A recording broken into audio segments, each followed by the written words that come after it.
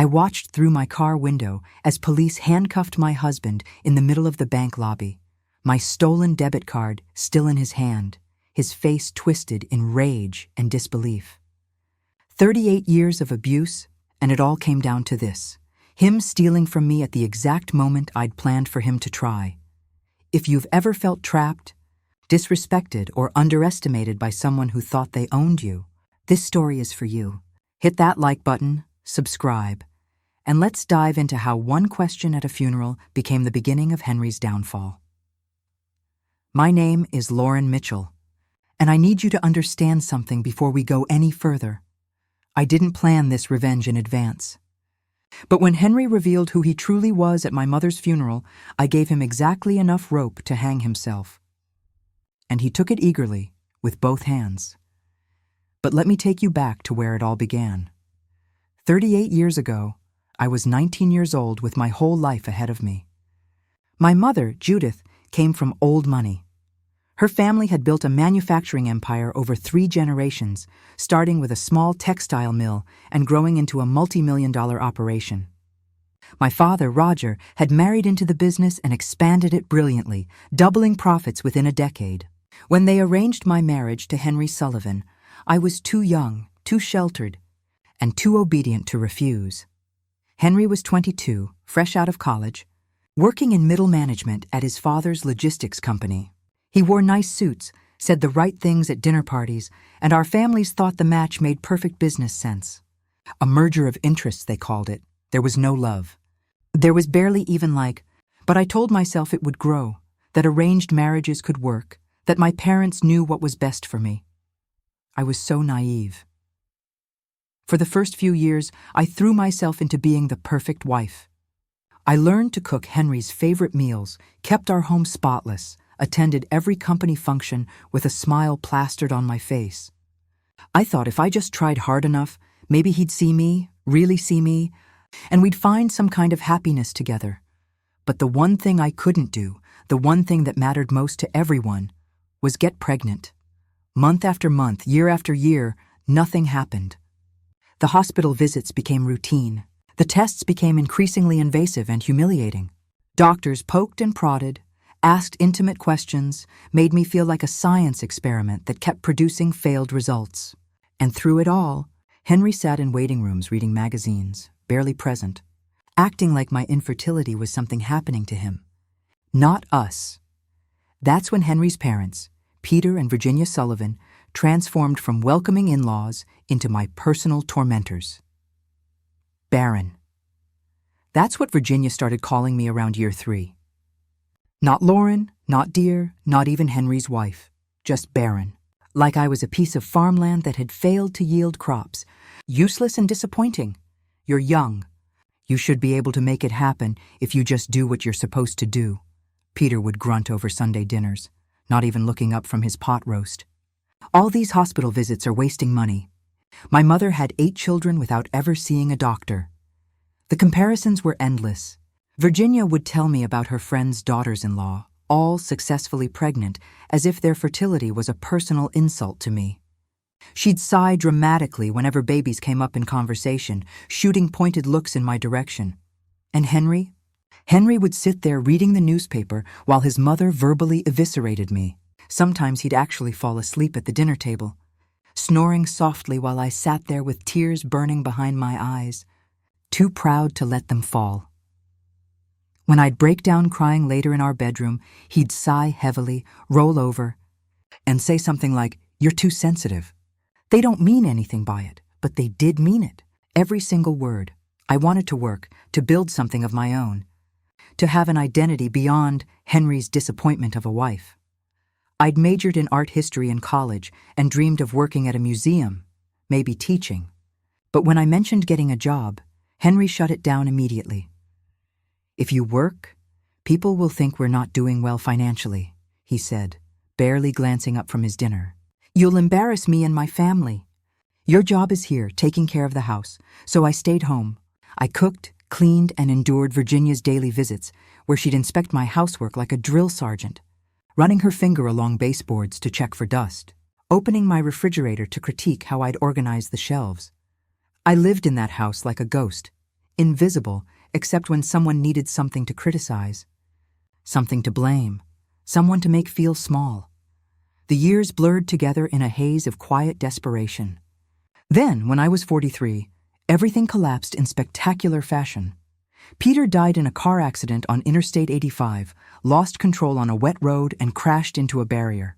At the funeral, while everyone mourned, investigators were already digging into his business.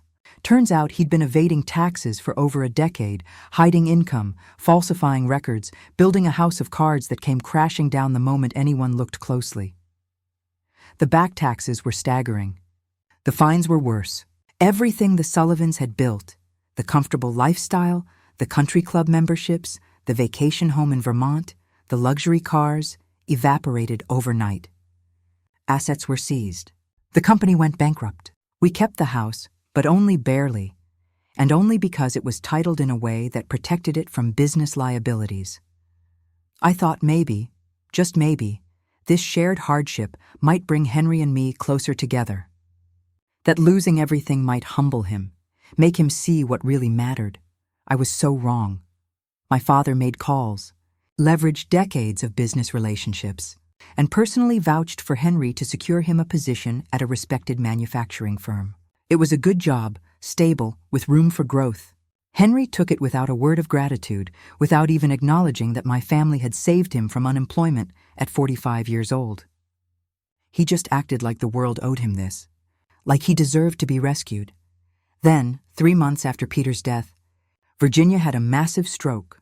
The doctor explained that the stress, the sudden poverty, the shame of her husband's crimes, it had all weakened her system, made her vulnerable. She survived, but she was never the same. The left side of her body was partially paralyzed. Her speech was slurred. She needed round-the-clock care, and Henry, without discussion or consideration, decided that care would come entirely from me. "You're home anyway," he said with a shrug when I tried to talk to him about getting professional help, even just part-time. "What else are you going to do?" For 19 years, I cared for the woman who had called me barren, who had made my life miserable, who had never once shown me kindness or compassion. I changed her bedding when she had accidents.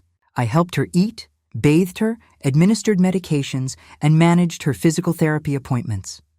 I did it all while Henry went to work, came home, ate the dinner I'd prepared between caregiving duties, and then retreated to watch television. On his days off, he'd leave the house by 8 a.m. "I need to get out," he'd say. "I feel uncomfortable staying home and relaxing while Mom's sick." What he meant was, he felt uncomfortable being asked to help. Neighbors would spot him at coffee shops, at the gym, taking solo weekend trips to the mountains or the beach. They knew Virginia needed constant care.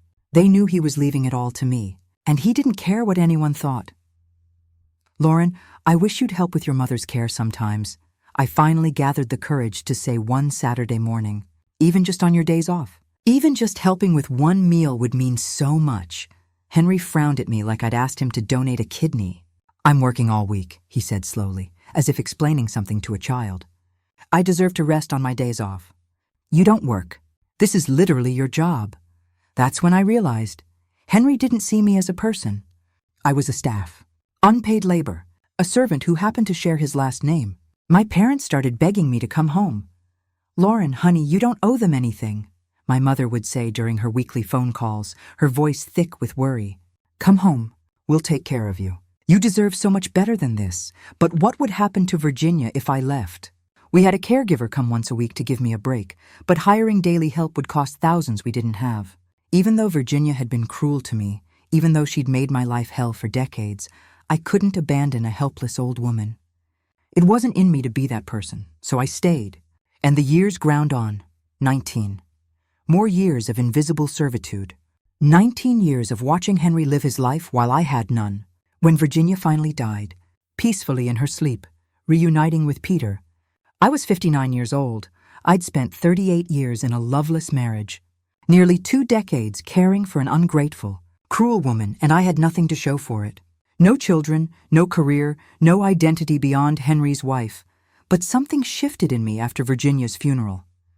I'd survived. I'd endured. And for the first time in my adult life, I had time that was actually mine. Slowly, carefully, I started building something for myself.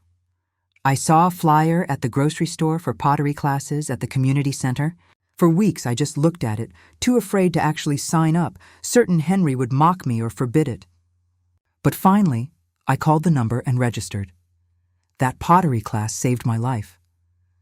I met real friends for the first time in decades, women named Megan and Andrea and Ruth who laughed with me, who listened to my stories, who reminded me I was a person with thoughts and feelings and value beyond what I could do for others.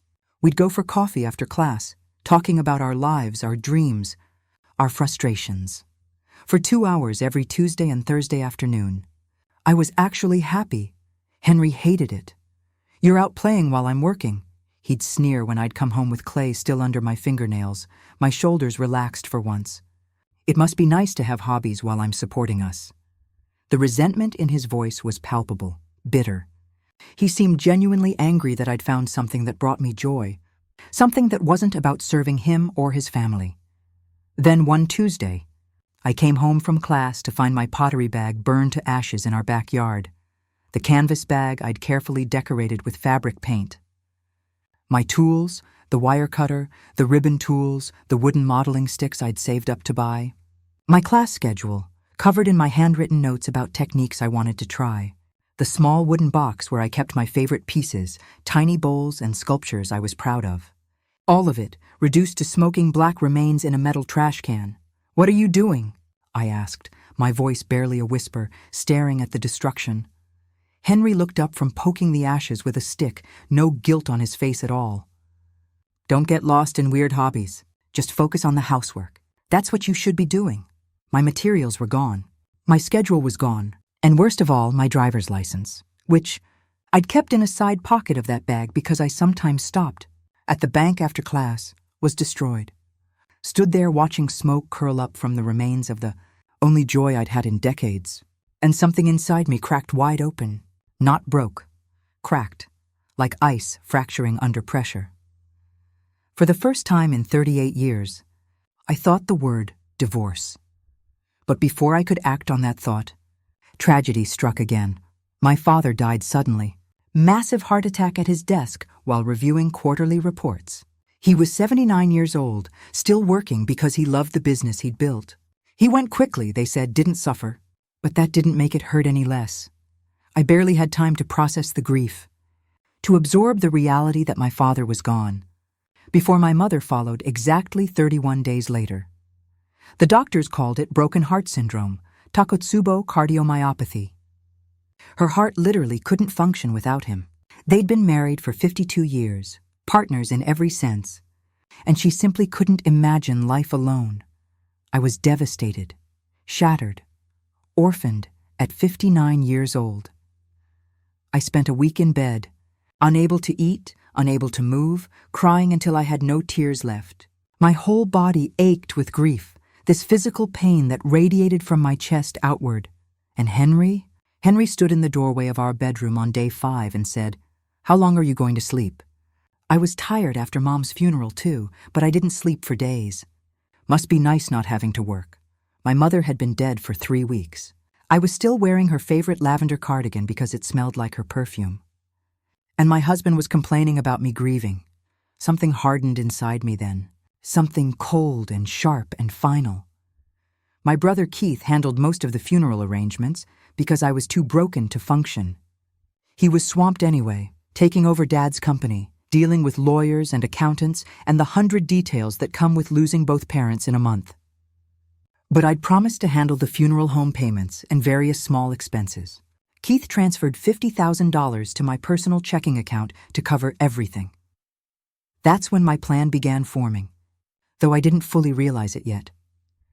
6 weeks after Mom's funeral, I was sitting at the kitchen table reviewing the checking account on my laptop, making sure all the invoices had been paid. Henry came in from work, loosened his tie, and instead of just walking past me like he usually did, he stopped, pulled out the chair across from me, sat down. He had this smile on his face I'd never seen before, oily, calculating. "So," he said casually, like he was asking about the weather, "how much did your mother leave you?" I looked up from my laptop, stared at him. My mother had been dead for 6 weeks. my father for 10. I was still actively grieving, still finding myself crying at random moments when a memory would hit me. And he was asking about money, not, how are you holding up? Not, I know this has been hard. Not even basic human decency. Just, how much money can I get? The estate's worth about $2 million after taxes, I said carefully, watching his face. My portion anyway, still being processed. Estate settlements take months, you know? Lots of legal procedures. It wasn't a lie. My portion of the inheritance would be roughly that amount. But the way I phrased it was deliberately misleading, and Henry, greedy, stupid Henry, heard exactly what he wanted to hear. $2 million? He tried to hide his disappointment, but failed.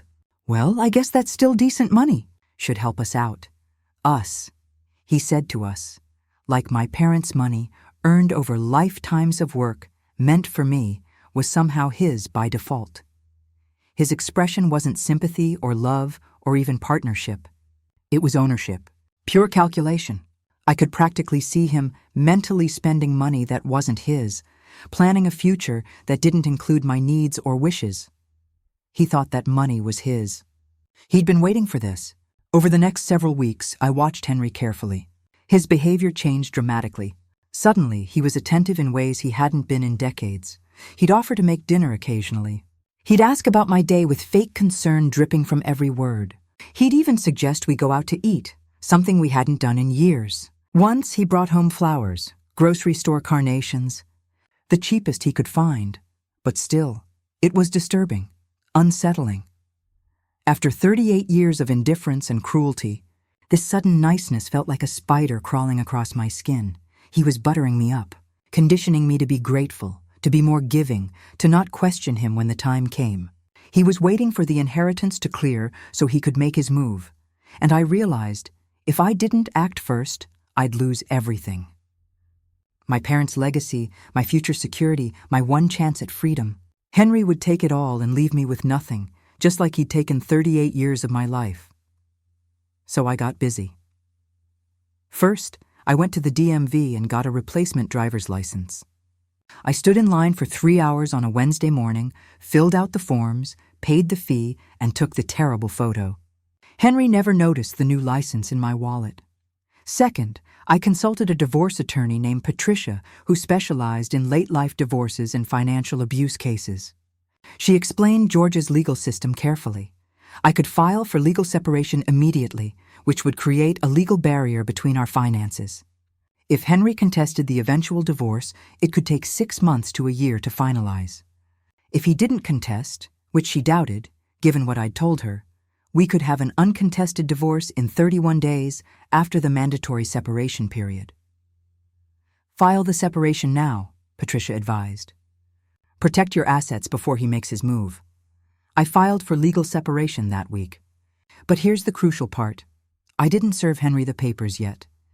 I held them, waiting for the right moment. The separation was legally filed and dated, protecting me, but Henry didn't know yet. Third, I worked closely with Keith and our family attorney to structure Mom and Dad's estate properly. The real assets totaled $15 million. Keith and I sat in the attorney's office and worked out a fair split. Keith took the business operations and most of the liquid cash since he had 3 kids heading toward college and needed the working capital. I took $2 million in a protected trust that would pay me quarterly distributions. The family home where I'd grown up, Mom's vintage clothing collection that was worth a fortune to collectors, and Dad's antique furniture and art collection. But I did something clever with that $2 million trust. I moved it to a credit union across town, a small institution Henry had never heard of and would never think to look for. The old checking account at First National Bank, the one Henry had seen me looking at, the one he thought held the inheritance. I left it active with exactly $3,147.62 remaining after all the funeral expenses. Just enough to look legitimate. Just enough to be tempting. Fourth, I started moving my personal belongings out of the house. Slowly, carefully, just a box or 2 at a time hidden in my car when I left for pottery class. Photo albums, my mother's jewelry she'd given me over the years, important documents, clothes, books. Everything that mattered. I moved it all to my childhood home, the beautiful Victorian house in the historic district that I'd inherited. The house where I'd been happy once, before Henry, before everything went wrong, and then I waited, watched, prepared. 4 months after Mom's funeral, Henry made his move. I'd left my debit card on the kitchen counter that Monday morning. Not obviously, but not hidden either. Just sitting next to the coffee maker like I'd forgotten it, which I absolutely hadn't. The card for that old checking account. The one with $3,047.62. The one Henry thought held $2 million. He'd been eyeing it for weeks. I'd catch him looking at it, picking it up, turning it over in his hands like he was memorizing the numbers. That morning, I woke up early and pretended to be sick. Told Henry I had a terrible migraine and was staying in bed. He seemed almost relieved, eager even. "Feel better," he said, and actually kissed my forehead, something he hadn't done in over a decade. "I'll let you rest." He left for work at 7:45 a.m. like normal. I waited exactly 15 minutes to make sure he wasn't coming back, then got up, got dressed, and called Patricia. "Today's the day," I told her. He took the bait. At 9:47 a.m., my phone buzzed with a fraud alert. Someone was attempting to withdraw $3,800 from my checking account at First National Bank downtown. Location confirmed, Henry. I smiled. Actually smiled. Then I called Patricia again. Serve him the separation papers at the bank. Right now, I want him arrested for theft in front of witnesses. You see, Henry taking my debit card without permission wasn't just wrong, it was a crime. Financial abuse, identity theft, fraud. And Patricia had prepared everything we'd need. The separation papers, a temporary restraining order regarding all my financial accounts, an affidavit documenting his theft, and a police report ready to file. I got dressed carefully that morning, put on my mother's pearl earrings, drove to the bank, parked where I could see through the windows, and I watched. Henry stood at the teller window, my debit card in his hand, arguing with a young woman who looked increasingly uncomfortable. I couldn't hear what they were saying, but I could see his body language getting more aggressive, more agitated. Then Patricia walked in with a process server I recognized from her office. "Henry Sullivan? You've been served. I've never seen a man's face drain of color so completely." He looked at the papers, legal separation, asset protection order, emergency restraining order regarding my financial accounts. Then he looked up. Scanned the bank lobby frantically and saw me through the window. Our eyes met across the parking lot. I didn't smile, didn't gloat, didn't do anything except look at him with the same flat indifference he'd shown me for 38 years. The teller had already pressed the security button because Henry had become belligerent when they'd asked for the PIN, which he didn't have, of course, because he'd stolen the card. Using someone else's debit card without permission and without knowing the PIN? That's attempted fraud. Bank security approached. Henry started yelling, waving the papers, pointing at me through the window. Then police arrived. Patricia had called them in advance, explaining the situation. Henry was arrested right there in the bank lobby at 10:23 a.m. on a Tuesday morning. My attorney was absolutely brilliant. The attempted theft, combined with my meticulously documented history of financial control and emotional abuse, which my pottery class friends had witnessed and offered to testify about, plus detailed notes I'd kept over the years, meant I got everything I wanted in the separation agreement. The house stayed in my name. It always had been. A wedding gift from my parents with me as sole owner on the title, something I'd forgotten about until Patricia pulled the deed. My inheritance remained completely protected. Georgia law is clear that inherited assets are not marital property. Henry got nothing except a court date and a criminal record. But wait, the story gets even better, and in a way I never could have predicted. 2 weeks after Henry's arrest, I received a call from a number I didn't recognize. When I answered, a familiar voice said, "Lauren, this is Jeremy, Henry's brother, Jeremy Sullivan." I'd met him maybe 3 times in 38 years. He'd cut ties with his family after college, moved to Seattle, built a life completely separate from the Sullivan drama. We saw him only at funerals, Peter's, Virginia's, that was it. "I've been handling Mom's final estate affairs," he explained. "There was a safety deposit box from decades ago that I just found out about. Can we meet? I think you need to see what's inside." We met at a coffee shop downtown. Jeremy looked good, healthy, happy, successful. He pulled out a folder, and from it, a letter in Virginia's shaky handwriting on stationery I'd bought her years ago at a boutique she'd loved. "I found this in the box along with some jewelry," he said quietly, sliding it across the table. "It's dated 6 months before she died. She wanted you to have everything." My hands shook as I read Virginia's letter. "To whom it may concern, I am writing this in sound mind to express my final wishes. Lauren Mitchell has cared for me when no one else would, including my own son. She has shown me kindness I did not deserve and patience I certainly didn't earn. She deserves everything I can give her. Henry has proven himself unworthy of being called my son through his neglect and cruelty.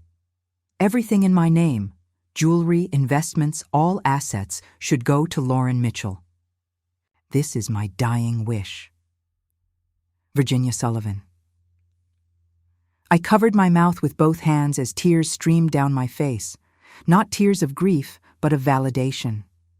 The woman who had called me barren, who had made my life miserable for years, had seen the truth at the end. Had recognized what I'd given, what I'd sacrificed, what I'd endured. "It's not a formal will," Jeremy admitted, "but I'm the executor of Mom's estate since Dad died first. Henry can legally contest it, but I'm honoring her wishes completely. The jewelry alone is appraised at about $80,000. There's also an old investment account she'd kept separate, about $45,000, and some other items." I stared at him. "Why are you doing this?" "Because it's right," Jeremy said simply. "Because I left that family for a reason, and watching Henry treat you the way he did, the way I heard about from neighbors, from old friends, it made me sick. You deserved better." Mom finally realized that. Henry did try to contest Virginia's wishes. He hired an attorney with money he didn't have, went into debt fighting for assets he felt entitled to. But Jeremy stood absolutely firm, and the fact that Henry now had a criminal record for attempting to steal from me destroyed any sympathy a judge might have had. The uncontested divorce finalized exactly 31 days after I served him at the bank. Henry got nothing because Georgia law protected my inheritance completely. It had never been marital property. The house was mine. Virginia's estate went to me. My parents' trust was untouchable. Henry's attorney fees bankrupted him completely. And his job? The good, stable position my parents had secured for him? When his arrest made the local news, local man arrested for bank fraud, his employer acted quickly. They handled financial logistics for major corporations. They couldn't keep someone with a fraud conviction on staff. He was terminated immediately. No severance, no recommendations. Now, at 60 years old, I live in my childhood home, surrounded by memories of people who actually loved me. The Victorian house is filled with sunlight. My mother's dresses are displayed in the guest room like art. My father's antique desk sits in the study where I'm learning to paint. I've returned to pottery and even started selling pieces online, handmade bowls and vases that people actually want to buy. I've reconnected with Megan and Andrea and Ruth, and we meet for lunch every week. And I've met someone. His name is Austin. He's a retired teacher, and he treats me like I'm precious, like I matter, like my thoughts and feelings and dreams are important. We're taking it slow, but for the first time in my life, I understand what it feels like to be genuinely cared for. Henry? Last I heard from Jeremy, he's renting a studio apartment in a bad part of town, working part-time at a warehouse loading trucks, waiting for Social Security eligibility at 62 because he can't afford to wait until full retirement age. He's bitter, isolated, with no friends and no family who'll speak to him. I didn't destroy Henry. I just stopped protecting him from his own greed and stupidity. When he saw that checking account and assumed it was my entire inheritance, his desperation made him reckless. When he stole my debit card, thinking he could just take what he wanted, he handed me every legal weapon I needed. When he showed his true nature, that he'd spent 38 years waiting for my parents to die so he could cash in, he revealed exactly who he'd always been. Sometimes revenge isn't about what you do to someone. It's about carefully, methodically stepping aside and letting them destroy themselves while you finally choose yourself over their cruelty. That burned ID in my pottery bag? The one Henry destroyed 6 months before he made his move? It saved my life because it gave me time. Time to grieve, time to plan, time to protect myself before he struck, time to get a replacement, to set up new accounts, to build my escape route without him knowing. If he hadn't burned that bag, I might not have thought about divorce. Might not have realized how much I'd lost. Might have let him steal everything out of sheer exhaustion and habit. Instead, his cruelty gave me clarity. His greed gave me motivation. And his arrogance gave me the perfect opportunity to take back my life. Karma didn't need my help. It just needed me to stop standing in its way. If this story resonated with you, if you've ever felt trapped in a situation where someone underestimated you, drop a comment below. Have you ever gotten justice by simply letting someone's own greed destroy them? Hit subscribe for more stories where patience, planning, and choosing yourself beats impulsive cruelty every single time. Remember, it's never too late to reclaim your life. See you in the next one.